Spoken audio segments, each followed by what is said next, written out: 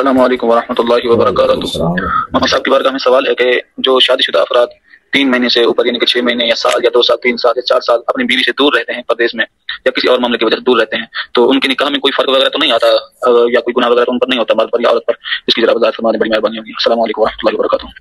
جی وعلیکم السلام ورحمۃ اللہ وبرکاتہ۔ اگر کوئی خاوند اپنی بیوی سے 3-4 سال یا 10 سال دور رہے تو نکاح کے اوپر کوئی فرق نہیں آتا، یعنی یہ نہیں ہوتا کہ طلاق واقع ہو جاتی ہو، ایسی صورت میں طلاق واقع نہیں ہوتی۔ خاوند طلاق دے گا تو طلاق ہوگی، ورنہ ایسی صورت میں طلاق نہیں ہوتی۔